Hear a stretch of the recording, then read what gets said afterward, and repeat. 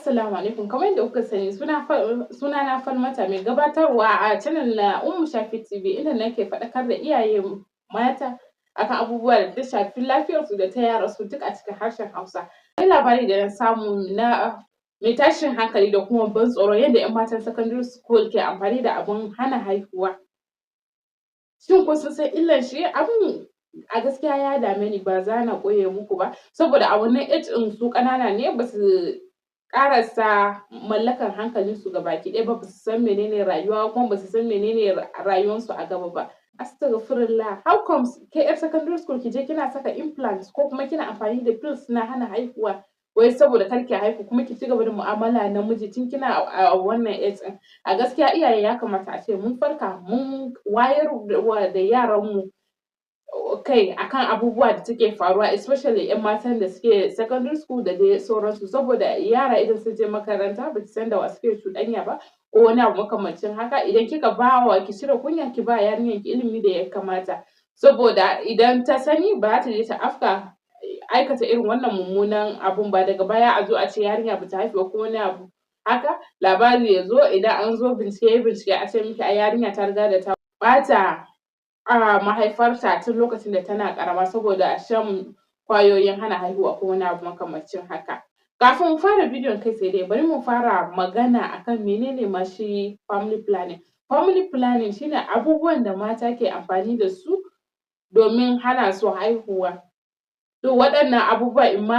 magani ne, imma allura ne, imma implant ne, imma inserting za a yi ta ciki, imma menene dai shine family planning. Kuma method ɗin yana nan da yawa, akwai natural one kuma akwai na artificial one wanda kai ne za ka yi sa abun nan ko through use of su condom ko wani abu makamancin haka. Amma a wannan bidiyo ɗin abun nan namu akan focus namu zai zama akan implant ne saboda labarin da ya same ni akan yarinya ne tana ƙarama a age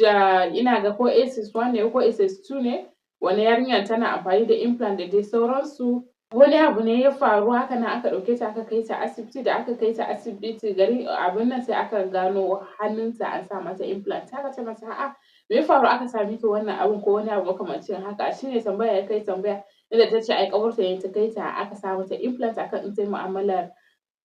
da maza ko wani abu makamancin haka ba za ta ɗauki ciki ba so iyayenta ba za su gane ba. Abu na gaba da za mu yi magana shin ko kun san cewa hakan na da matuƙar illa ga lafiyar wannan yarinya? Haka zalika kuma idan ke 'yan mata ne kamata ya yi a cikin nutsu kin ji wannan bidiyon har ƙarshe saboda maganin shi family planning kafin a ba wa yaro ko wani abu makamancin haka kafin a ba wa mace sai an duba akwai some abubuwa da ake dubawa sai an duba age na wannan matan yaron da ta haifa yawan yaron da ta haifa ko kuma yaron da take so ta haifa sai kuma an duba lafiyarta sai kuma an duba sauran some other factors ɗin da za a yi considering kafin a ce bata wannan family planning ɗin kuma ma yawanci ana yi sai da yardan miji ko wani abu makamancin haka. Amma ke yarinya ƙarama baki kai ko ina ba har kin fara shan wannan ƙwayoyi ko kuma kin sa implant kin sa na shekara 2 shekara 3 to idan kin fito bayan kin yi aure kuma ya rayuwarki za ta kasance shin kina da tabbacin ma kina haihuwa ƙwayoyin halittarki na haihuwa yana yi baki sani ba amma kin je kin sha kuma dan ki hana haihuwa to idan an zo daga baya baki samu kin haihu ba kin kalla wajen magance infertility ki za a sha matsala sosai saboda haka dan Allah iyaye a kula haka zalika kuma 'yan mata a daina a lura da su a lafiyar rayuwarki na gaba har yanzu rayuwarki a gaba yana da yawa to bai kamata a ce ki engaging a waɗannan abubuwa ba. Sai abu na gaba health consequence ɗin da abun nan idan kika sha magani for prolonged period of time zai iya damaging wani daga cikin organs naki kuma zai iya kawo miki wani conditions bayan abun nan irregular menses ɗin da za ki dinga samuwa za ki iya samun abun nan dan wasu yana ƙara weight gain inda za ki jiki wasu kuma yana ƙara blood pressure mutum abubuwa dai da dama ga shi nan. To sai yasa yana da matuƙar muhimmanci sai an yi screening an yi abubuwa da ya kamata kafin a sha. Muna kira ga iyaye su kula ki na dinga lura da yarinyarki da kuma ƙawayenta da dai sauransu. Ke a matsayinki na uwa abubuwan da ya kamata ki koya yarinyarki don kada ta faɗa wannan hali na trends ɗin da yanzu 'yan secondary school suke yi na saka implant ko wani abu makamancin haka da zarar yarinyarki ta kai munzalin lokacin yin al'ada idan zaki koyar da ita kamata yayi ace kin koyar da ita tun tana ƙanƙanuwa ma kafin ta kai wannan lokacin, bad touch da kuma good touch. Idan mutum ya taɓa fuskanta idan mutum zai kissing nata in ya taɓa gefen nan is a good touch, in ya taɓa gefen nan good touch, amma in mutum ya kawo bakin shi tsakiyar nan bad touch ne. Ya kamata ta yi ihu ko kuma ta zo ta faɗa miki ko wani abu makamancin haka. Haka zalika kuma kamata yayi ace kin educating nata akan menene shi menses,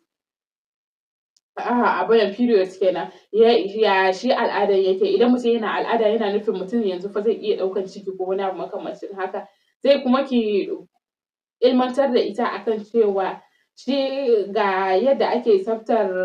wajen idan mutum yana abin nan, ki nuna mata yadda ake saka pad, yadda za ta yi maintaining hygiene a wannan lokacin da dai sauransu. Haka zalika kuma yana da matuƙar muhimmanci ki yi educating nata akan family planning, saboda za ta iya tazarar haihuwa ba wai kin mata a that age za ki ce me za ta yi da family planning ko wani abu makamancin haka. Za ki educating nata akan cewa idan har an ba ta wani magani da bata gamsu da shi ba ko irin pills ko kuma ƙawarta ta ja ta akan su je su sa wani abu ko wani abu makamancin haka, to already tana da ilimi akan wannan, idan an je ma ba ta yarda a yi mata ko wani abu makamancin haka ba saboda ta san illan yin wannan haka. Idan ta yi a nan gaba ba za ta iya samun ‘ya'ya ba a lokacin da take buƙata ko wani abu makamancin haka. Shi yasa yana da matuƙar muhimmanci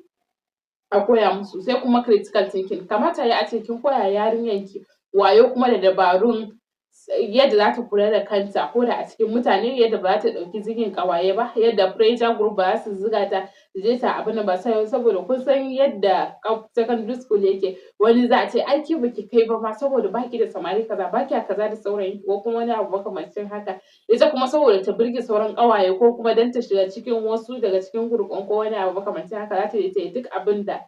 ya kamata domin ta ga ta haɗa kanta da waɗannan mutane ko wani abu makamancin haka. Allah dai ya kare mu da iyalanmu baki ɗaya. Haka zalika kuma abin nan da Allah a yi sharing wannan bidiyon har saƙo ya je inda ya kamata. Idan kina da wata sister ki ta secondary school duk ku sa musu wannan bidiyon su gani, kuma ku sharing wannan bidiyon. Kar ku manta idan baki yi subscribing channel namu ba, ki danna mana subscribe sannan ki danna ƙararrawar sanarwa domin samun sabon shirye-shiryen da zarar mun ɗaura. Ku danna mana like domin mu ƙara mana ƙwarin gwiwa. Sai mun haɗu a bidiyon mu na